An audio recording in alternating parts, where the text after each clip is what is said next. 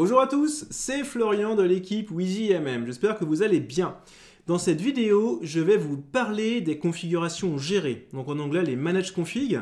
Donc de temps en temps, j'emploie le terme anglais ou français, vous m'en voudrez pas.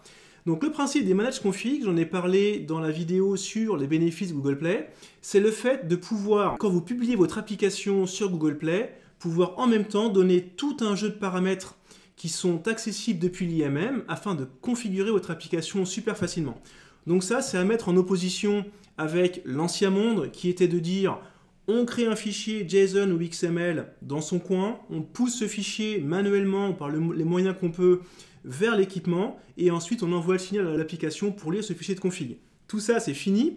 Maintenant, directement depuis WheezyMM, vous avez accès à cette configuration-là et de façon très facile, vous mettez à jour les paramètres, vous sauvegardez, le profil est envoyé aux applications et votre application reçoit cette configuration et se configure. Donc ce que je vous propose, c'est de voir en détail comment on implémente cette manage config dans vos applications. Suivez-moi. Alors là, on est devant la console WheezyMM. Alors pour commencer, pour bien comprendre qu'est-ce qu'une manage config, on peut se diriger vers les profils. Justement, on va ouvrir un profil qui s'appelle Florian. Et lorsque vous cliquez sur Applications, vous voyez dans la liste des applications du profil, à droite, un lien qui s'appelle Configuration. Alors, toutes les applications n'ont pas forcément de configuration. En général, les applications de Google en ont. Donc, par exemple, si j'ouvre la config de Chrome, on peut voir que là, j'ai accès à tout un jeu de paramètres pour configurer Chrome. Donc là, vous pouvez bloquer les cookies, vous pouvez paramétrer absolument ce que vous voulez sur Chrome. La liste est vraiment très exhaustive. Chrome permet vraiment une configuration très avancée de leur application. Donc ça, c'est un premier exemple. Vous pouvez avoir le même genre de configuration avec Gmail. Donc Gmail propose également tout un jeu de configuration pour paramétrer l'application sur les téléphones. Donc par exemple, préconfigurer l'email, préconfigurer l'hôte de connexion, le username, etc. Et nous, de notre côté, sur l'application Companion, on propose également tout un jeu de paramètres. Donc je reviendrai là-dessus et sur l'implémentation. Ce qui est bon à savoir, c'est quand vous allez sur Google Play, donc sur le Google Play public, et lorsque vous ouvrez une fiche d'application, donc par exemple, on va prendre un VPN ici, si vous voyez apparaître cette information, cette application propose la configuration gérée, ça veut dire que vous pourrez paramétrer cette application depuis le profil, comme ce que je vous ai montré avant. Toutes les applications ne le proposent pas, loin de là. Donc par exemple, si je prends LinkedIn, alors LinkedIn, s'il n'y a rien qui s'affiche, non, voilà, il n'y a rien qui s'affiche, donc LinkedIn ne propose pas de configuration gérée. Voilà. Alors maintenant, on va voir comment est-ce qu'on implémente ça sur la partie Android. Donc prenons un cas concret, vous avez une application Android que vous développez ou que vous faites développer par un éditeur tiers, et vous souhaitez avoir accès à certains jeux de paramètres. Donc pour ça, je vais juste rouvrir le profil et notamment la configuration de l'application Companion. Je reviendrai dessus après. Je vais juste gagner un peu de place, comme ça.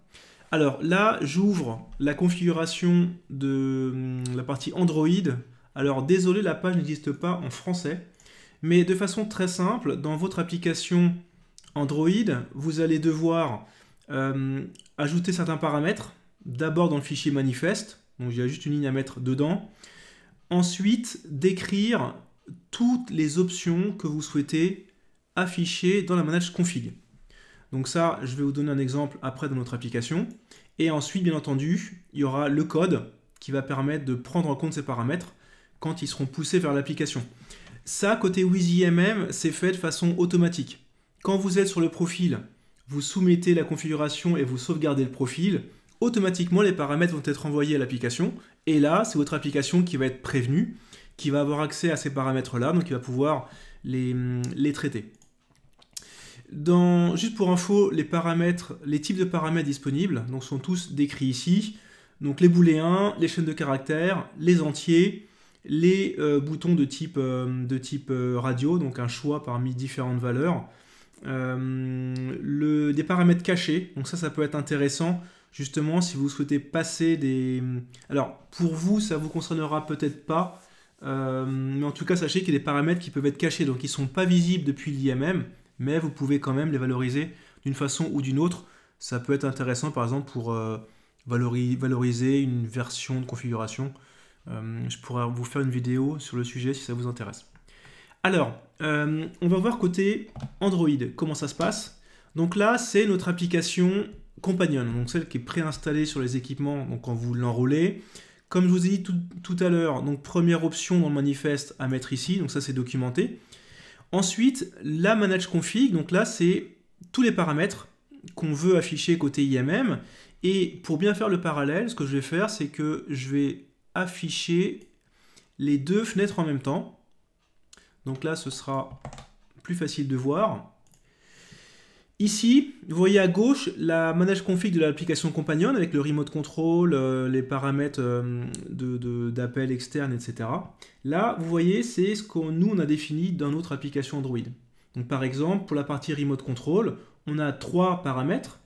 Un paramètre sur un panic button, un paramètre sur la taille de ce panic button et un paramètre sur si le bouton doit subir des rotations ou pas. Et bien ces 3 paramètres, on les retrouve ici dans la partie remote control.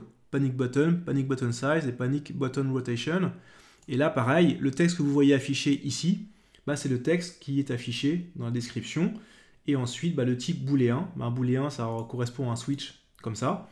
Et par exemple, en dessous, la taille, c'est un entier. Donc là, on va retrouver un champ pour saisir un entier.